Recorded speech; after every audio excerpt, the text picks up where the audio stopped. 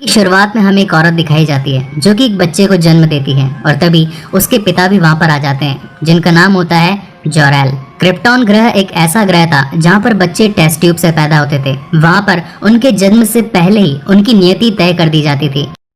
ये पहला बच्चा था जो कि दो इंसानों के मिलन के बाद पैदा हुआ था और इसका नाम रखा जाता है कार्ल और इनके वंश का नाम होता है एल, तो इसका नाम बनता है कार्ल एल। क्रिप्टॉन ग्रह अब तबाही की ओर आ चुका था क्योंकि उसका कोर बिल्कुल नष्ट होता जा रहा था। अब वो समय आ चुका था जब ये ग्रह किसी भी वक्त नष्ट हो सकता था। तभी जोरेल जाकर क्रिप्टॉन के उच्च अधिकारियों से जाकर बात करता है और कहता है कि ये ग्रह अब अपनी अंतिम कगार पर है, मैं चाहता हूँ कि आप कोडेक्स मुझे दे दीजिए। तभी वहाँ पर एक सैनिक आ जाता है जिसका नाम होता है जॉर्ड। कहने को तो जोरेल और जॉर्ड दोनों कभी एक टाइम पर दोस्त हुआ करते थे, उनकी मेंटेलिटी भी सेम थी। वो चाहते थे कि इस क्रिप्टॉन के सभी देशवासियों को बचाया जा सके। यहाँ पर जो लोग जीवन जी रहे हैं किसी भी तरीके से उनका जीवन बचाया जा सके, लेकिन उन दोनों के माइंडसेट अलग अलग थे। उच्च अधिकारियों को जब ये बात पता चलती है कि जॉर्ड के इरादे अच्छे नहीं हैं, तो वो उसे रोकने की कोशिश करते हैं, लेकिन तभी जॉर्ड अपनी बंदूक से उन उच्च अधिकारियों को वहीं पर जान से मार देता है और तभी वहां पर एक फाइट होती है जॉर्ड और जोरेल के बीच में। लेकिन जोरेल काफी ज्यादा चालाक था और तभी वो वहां से निकल जाता है और जोर से चिल्लाता है अपने एक उड़ने वाले ड्रैगन को जिसका नाम होता है हराका, और तभी वो वहां से निकल जाता है और पहुंचता है सीधा कोडेक्स के पास में। कोडेक्स जिसमें जानकारी होती है हजारों लाखों डीएनए की जो कि आज तक इस क्रिप्टॉन पर पैदा हुए बच्चे थे, उसके अंदर जानकारी थी इस पूरे क्रिप्टॉन ग्रह की, क्योंकि ये कोडेक्स ही था जो कि सभी बच्चों को जन्म देने के अंदर एक अहम भूमिका निभाता था। और तभी वो अपनी पत्नी लारा से बात करता है कि क्या तुमने वो ग्रह ढूंढ लिया। वहाँ पर लारा कहती है कि हाँ, मैंने फाइनली उस ग्रह को ढूंढ लिया जो कि हमारे बच्चे के लिए एक अच्छा ग्रह साबित होगा। जोरेल अपने आर्टिफिशियल इंटेलिजेंस जिसका नाम होता है किलिक्स, उसकी मदद से कोडेक्स को पूरी तरीके से अपने बेटे के डीएनए के साथ में मैच कर देता है और फाइनली एक गुड बाय के साथ में लारा उसे एक स्पेसशिप में डाल देती है और जैसे ही वो उसे लॉन्च करने लगती है तभी वहाँ पर जॉर्ड पहुंच जाता है। जॉर्ड जोरेल से कोडेक्स की मांग करता है, लेकिन कोडेक्स वो देने के लिए मना कर देता है और तभी उन दोनों के बीच में एक जंग छिड़ जाती है। दोनों ही आपस में एक दूसरे से लड़ने लगते हैं। वो कहते हैं कि हमारे मंसूबे तो एक हैं मगर उनके जरिए अलग अलग हैं, और इसी लड़ाई में जॉर्ड जोरेल को मार देता है और जब तक बाहर वो उस स्पेसशिप तक आता है तब तक वो काफी दूर निकल चुका होता है, इसलिए वो अपने दूसरे स्पेसशिप पर उससे हमला करने के लिए कहता है। लेकिन तभी उन पर एक और दूसरे स्पेसशिप से हमला हो जाता है जो कि भेजा होता है क्रिप्टॉन के उच्च अधिकारियों ने, और तभी उन्हें सजा सुनाई जाती है कत्लेआम की और साथ ही चोरी की, और उन सभी सैनिकों को भेज दिया जाता है क्रायोजेनिक स्लीप के अंदर एक फैंटम सेल में जहां पर वो हजारों सालों तक जमे रहेंगे।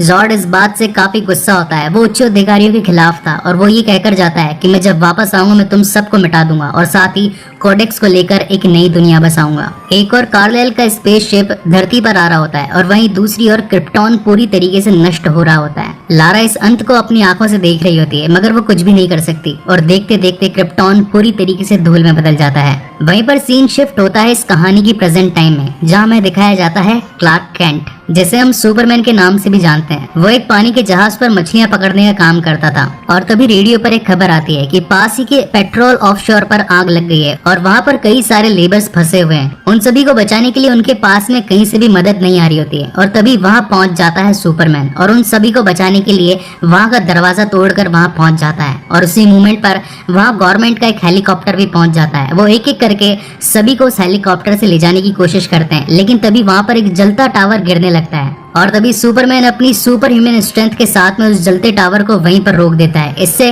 वो हेलीकॉप्टर तो वहां से निकल जाता है मगर वो ऑफशोर पूरी तरीके से वहां पर तबाह हो जाता है और एक ब्लास्ट के साथ में सुपरमैन पानी में गिर जाता है। जैसे ही वो पानी में गिरता है उससे अपनी पास्ट की याद आने लगती है। बचपन में जब सुपरमैन अपनी क्लास में बैठा करता था और जब टीचर उससे कुछ बातें किया करती थी तो वो उससे कुछ भी समझ में नहीं आता था क्योंकि उसके पास में काफी ज्यादा डीप पावर्स थी। वो सभी के आर पार देख सकता था, साथ ही उसे जोर जोर से सभी की आवाज आने लगती है। वो सब कुछ सुन सकता था, सब कुछ देख सकता था और साथ ही सब कुछ महसूस कर सकता था। ये बातें उसे पागल करने लगती है और तभी वो भागकर स्कूल के एक स्टोर रूम में छिप जाता है। मगर तब वहाँ की टीचर उसकी माँ को बुलाती है जिसका नाम होता है मार्था केंट। मार्था उसे आकर समझाती है कि बेटा आखिर तुम परेशान किस बात से हो। तब वहाँ पर क्लार्क कहता है कि ये दुनिया बहुत बड़ी है। तब वहाँ पर मार्था उसे एक बहुत ही अच्छी बात बताती है कि अपने दायरे को छोटा करो, इस दुनिया को एक टापू जितना बना लो और सिर्फ मेरी आवाज सुनने की कोशिश करो। जब तुम मेरी आवाज पर फोकस करोगे तो सब कुछ बिल्कुल शांत हो जाएगा, तुम्हें सब कुछ नॉर्मल लगने लगेगा। और तभी क्लार्क बाहर आ जाता है और अपनी माँ के गले लग जाता है। कहानी अगेन प्रेजेंट में आती है, जहाँ सुपरमैन उस हादसे के बाद में किसी के कपड़े चुरा कर निकल ही रहा होता है। तभी उसे एक स्कूल बस दिखती है और फिर से उसे अपने बचपन की एक याद आती है कि जब वो अपनी स्कूल बस में बैठा था तब वहाँ पर पीट नाम का एक लड़का उसे काफी चिढ़ा रहा था, उसे परेशान कर रहा था। लेकिन तब एक लड़की कहती है कि प्लीज इसे परेशान मत करो, और थोड़ी ही देर में हम देखते हैं कि बस ड्राइवर का कंट्रोल बिगड़ जाता है और वो एक नदी में जाकर गिर जाता है। पूरी बस पानी में डूब रही होती है और तब सुपरमैन उस पूरी की पूरी बस को उठाकर उस पानी से बाहर निकाल देता है। पहले तो सभी को विश्वास नहीं होता कि आखिर क्लार्क ने ये सब किया कैसे, और वो फिर से पानी में कूद जाता है। तब सभी उसे ढूंढने लगते हैं, लेकिन तब वो पीटर को वापस बचाकर जमीन की सतह पर ले आता है। इस बात से सभी काफी हैरान होते हैं और फाइनली पीट के माता पिता पहुंचते हैं क्लार्क के माता पिता के पास में। क्लार्क के माता पिता का नाम होता है मार्था कैंट और साथ ही जोनाथन कैंट। वो उसे कहते हैं कि आपके बच्चे में काफी हसीन ताकतें हैं, मगर आप उसे छिपाना क्यों चाहते हैं। तब उसके पिता कहते हैं कि ये जैसा है ये ठीक है, लगता है कि आपने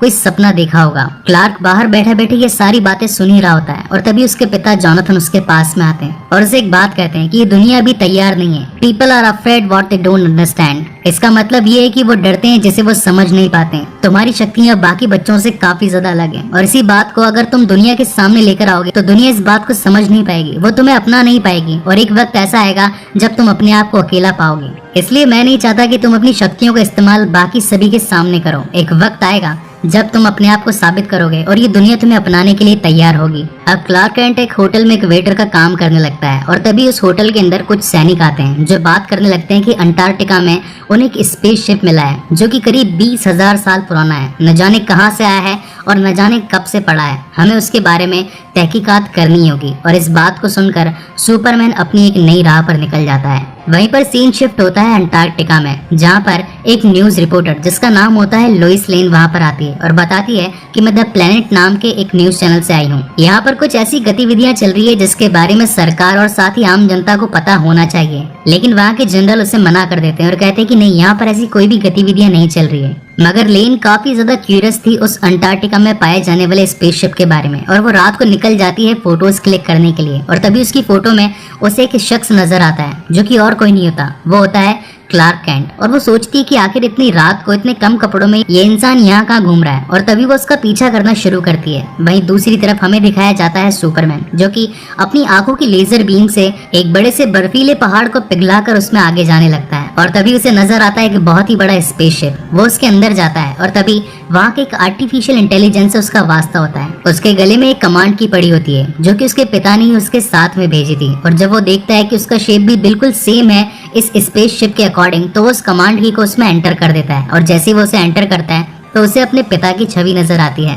तब कार्ल पूछता है कि आखिर आप कौन है और मैं यहाँ पर कैसे आया। तब वहाँ पर जोरेल बताते हैं कि बेटा, मैं ही तुम्हारा असली पिता हूँ। हम सभी क्रिप्टॉन पे रहा करते थे और हमारा क्रिप्टॉन खत्म होने की कगार पे आ चुका था।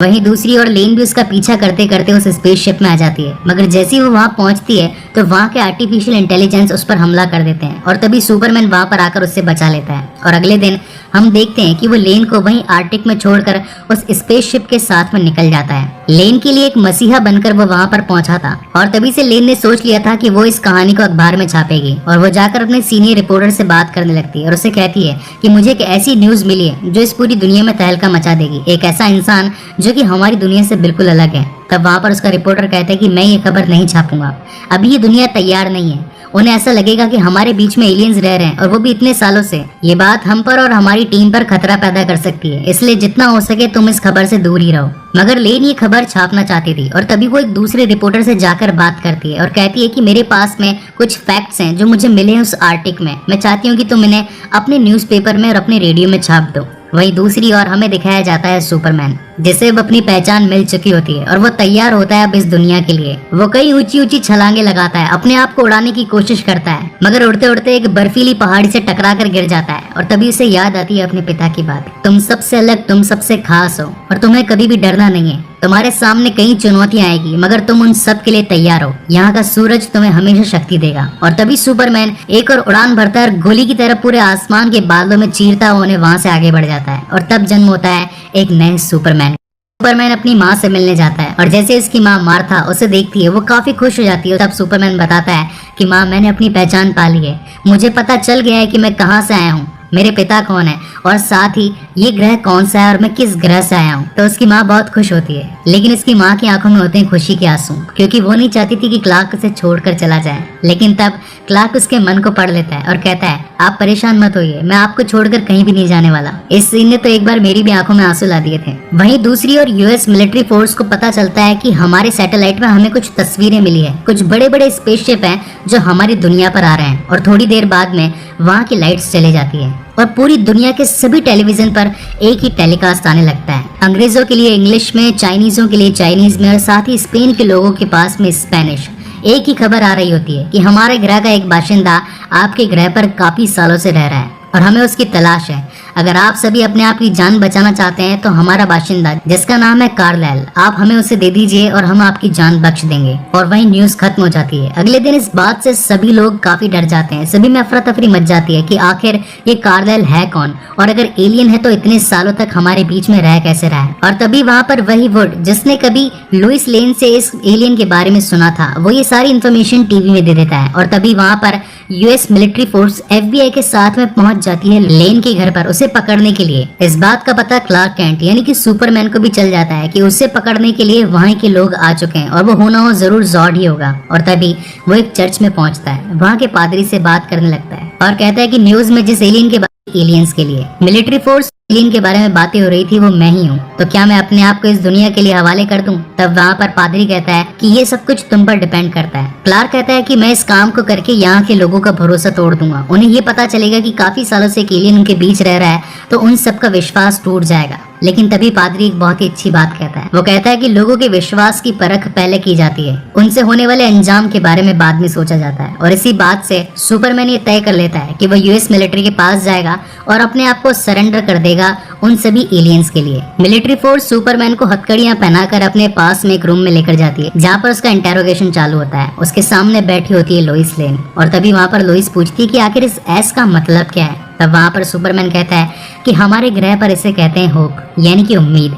वहीं दूसरी तरफ कांच में बैठे दूसरे सभी मिलिट्री के लोग उनकी बातें सुन रहे होते हैं। लेकिन तब सुपरमैन कहता है कि आपकी मौजूदगी का मुझे पहले से ही पता है, मैं इस जगह के आर पार भी देख सकता हूँ। साथ ही मैं ये भी देख सकता हूँ कि आपकी जेब में आपका आई कार्ड पड़ा है, उस पर आपका नाम भी लिखा है, और साथ ही आपकी जेब में आपकी आधी खाई हुई टॉफी भी पड़ी है। मैं सब कुछ देख सकता हूँ, आपको मुझ पर इतने कड़े इंतजाम करने की कोई भी जरूरत नहीं है। लेकिन तब वहाँ के मिलिट्री फोर्स कहते हैं कि तुम एक एलियन हो, क्या पता हम सभी तुमसे इन्फेक्टेड हो जाएं, तुम्हारा एक वायरस हमें लग जाए। तब वहाँ पर सुपरमैन कहता है कि मुझे आपकी दुनिया में रहते हुए पूरे 33 साल बीत गए। 33 सालों में आज तक मुझसे कोई भी इन्फेक्टेड नहीं हुआ, तो आपको मुझसे डरने की कोई भी जरूरत नहीं है। आप मुझ पर विश्वास करके मुझे उन एलियंस के हवाले कर सकते हैं। और तभी वो मोमेंट आता है जब सुपरमैन खड़ा हो जाता है अपने आप को उनके हवाले करने के लिए। और तभी वहाँ पर एक स्पेसशिप आकर रुकता है, जिसमें से 2 सोल्जर्स निकल कर आते हैं, जिनमें से एक का नाम होता है फ्यूरा और एक का नाम होता है डैनी। वो आकर सुपरमैन को ले जाते हैं और साथ ही मिलिट्री फोर्स के पास में आकर कहते हैं कि हमें ये लड़की भी चाहिए।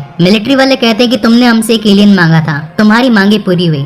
मगर तब वहाँ पर फ्यूरा कहती है कि हमें ये लड़की भी चाहिए, अगर तुमने मुझे ये लड़की नहीं दी तो मैं जनरल जॉर्ड से कह दूंगी। तब वहाँ पर लेन सिचुएशन को समझते हुए फ्यूरा के साथ में चली जाती है और सभी वहाँ से अपने स्पेसशिप के साथ में उड़ जाते हैं। फ्यूरा लेन को एक ऐसे चेम्बर में पैक कर देती है और वहाँ का दरवाजा बंद कर देती है जहाँ पर कोई भी नहीं था। वहीं दूसरी ओर जॉर्ड पहुँचता है सुपरमैन के पास में।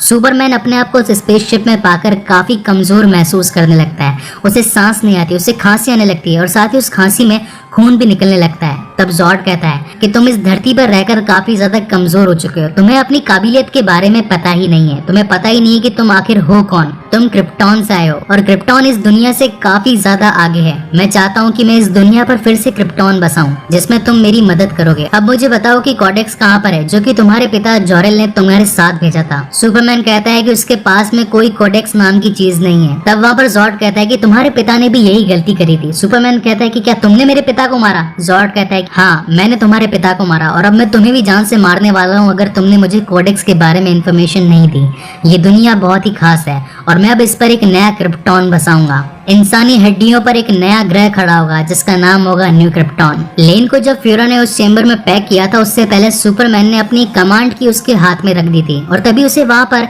एक छोटा सा चिन्ह दिखता है जो कि बिल्कुल उस कमांड की के अकॉर्डिंग ही बना हुआ था। और जैसे ही लेन उस कमांड की को उसके अंदर एंटर करती है तो फिर से जोरेल की एक छवि यानी कि जोरेल का आर्टिफिशियल इंटेलिजेंस उसके सामने आ जाता है और कहता है कि तुम यहाँ पर क्या कर रही हो। तब वहाँ पर लेन बताती है कि सुपरमैन और मैं यहाँ पर आए हैं क्योंकि जॉर्ड ने हमें कैद कर लिया है। तब वहाँ पर जोरेल बताता है कि मैं एक वैज्ञानिक हूँ और ये स्पेसशिप मैंने ही बनाया है। मैं यहाँ के सभी दरवाजे और यहाँ की सभी तकनीकें जानता हूँ और मैं नहीं चाहता कि जॉर्ड यहाँ पर एक नया क्रिप्टॉन बनाए। मैं इसमें तुम्हारी मदद कर सकता हूँ। बस मैं जो चीजें तुम्हें सिखाऊंगा तुम जाकर सुपरमैन यानी कि क्लार्क कैंट को समझा देना। लेन उनकी बातों से एग्री करती है। जोरेल वहाँ के दरवाजे खोल देता है और लेन को भागने में मदद करता है, लेकिन तभी वहाँ पर फ्योरा और बाकी सभी एलियंस भी उसके पीछे पड़ जाते हैं, उसे पकड़ने की कोशिश करते हैं, मगर जोरेल उसका काफी साथ निभाता है और लेन फाइनली एक छोटे से स्पेसशिप में बैठ ही जाती है अपनी धरती पर वापस आने के लिए। फिर जोरेल की एआई आर्टिफिशियल इंटेलिजेंस सुपरमैन के सामने आती है और कहती है कि मुक्का मारकर इस स्पेसशिप का दरवाजा तोड़ दो, और वो मुक्का मारकर वहाँ का दरवाजा तोड़ देता है और तभी वहाँ पर सूरज की किरणें सुपरमैन पर गिरने लगती है। उसकी खोई हुई ताकतें उसके पास में वापस आने लगती है और जोरेल बताता है कि अब वो समय आ गया है जब दुनिया तुम्हारे लिए तैयार है। ये समय है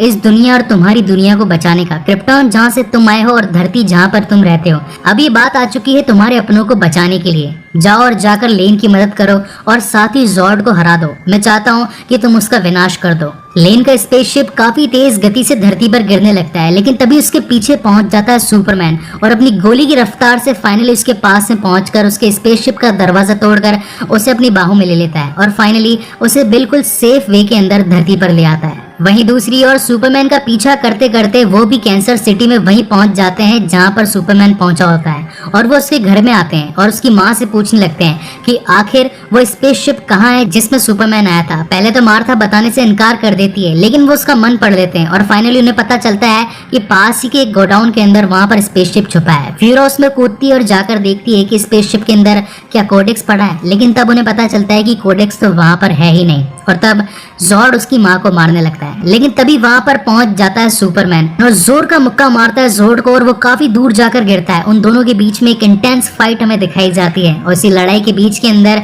वहाँ हेलमेट टूट जाता है जॉर्ड का और वो पाता है कि यहाँ की आबो हवा उससे बिल्कुल सूट नहीं कर रही है। उसे कुछ समझ नहीं आ रहा, वो ना तो कुछ देख पा रहा है और ना कुछ समझ पा रहा है। तब वहाँ पर सुपरमैन कहता है कि मेरी माँ ने मुझे फोकस करना सिखाया है, तुम्हें यहाँ पर तकलीफ जरूर होगी। और तभी वहाँ पर जॉर्ड का साथ देने के लिए उसके साथी पहुंच जाते हैं। कुछ तो जॉर्ड को उस स्पेसशिप के अंदर ले जाकर वापस स्पेस में ले जाते हैं और कुछ सुपरमैन के साथ में लड़ने लगते हैं, जिनमें फ्यूरा और साथ ही डैनी होते हैं। और फिर शुरू होती है इस मूवी की सबसे शानदार फाइट, जिसके अंदर सुपरमैन फ्यूरा और साथ ही डैनी को फोड़ रहा होता है। वहीं दूसरी ओर मिलिट्री फोर्स भी वहां पर पहुंच जाती है और वो फाइनली तीनों को अपना टारगेट बना लेती है और तब वहां पर उनके पास में अकॉर्ड आते हैं कि तीनों को जान से मार दो और वो फायरिंग शुरू कर देते हैं। सुपरमैन पे भी काफी गोलियां चलती है, लेकिन तब फ्यूरा वहां पर उनके काफी सारे हेलीकॉप्टर्स तबाह कर देती है। कई लोग जान से मारे भी जाने लगते हैं, लेकिन उसी मोमेंट पर वहां पहुंच जाता है सुपरमैन और एक एक करके सभी मिलिट्री के लोगों को बचाने लगता है। इस लड़ाई में काफी नुकसान होता है, काफी बिल्डिंगें टूट जाती है, काफी चीजें बिखर जाती है, लेकिन सुपरमैन उनका जमकर मुकाबला करता है और फाइनली वो स्टेज आती है जब वो दोनों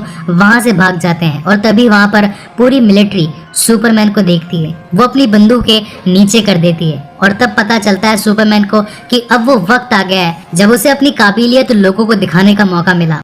वहीं दूसरी ओर जॉर्ड के शिप में जो वैज्ञानिक था वो जॉर्ड को बताता है कि जब मैंने सुपरमैन का खून लिया था तो उसके डीएनए में मुझे पता चला कि पूरा कोडेक्स उसके डीएनए के अंदर मैच कर दिया गया है। अगर हमें कोडेक्स चाहिए तो हमें सुपरमैन को अपने इस स्पेसशिप पर लाना पड़ेगा। तो जॉर्ड पूछता है कि इसके लिए क्या सुपरमैन का जिंदा होना जरूरी है? तब वो साइंटिस्ट कहता है कि नहीं, हम उसकी लाश में से भी वो कोडेक्स निकाल सकते हैं। और फाइनली जोर्डेक्स अब सुपरमैन को जान से मारने के लिए तैयार होता है। क्रिप्टोनियन धरती पर सांस नहीं ले सकते थे, इसलिए उनके पास में एक ऐसी मशीन थी जो कि धरती की आबो हवा को बिल्कुल क्रिप्टॉन की तरह बना सकती थी। और फाइनली वो दो मशीनें छोड़ देते हैं, एक जो कि यूएस पर आती है और दूसरी जो कि दुनिया के दूसरी छोर यानी कि हिंद महासागर पर जाती है। और दोनों ही मशीनें चालू होकर एक लेजर बीम छोड़ने लगती है और उनसे पैदा होता है एक ऐसा कंपन जिससे कि पूरा गुरुत्वाकर्षण बल ही खत्म हो जाता है। धरती के गुरुत्वाकर्षण बल में लोहा शामिल था, जिस वजह से सारी कारें, सारी बसें उड़ उड़कर जमीन पर गिरने लगती है और तबाह होने लगती है।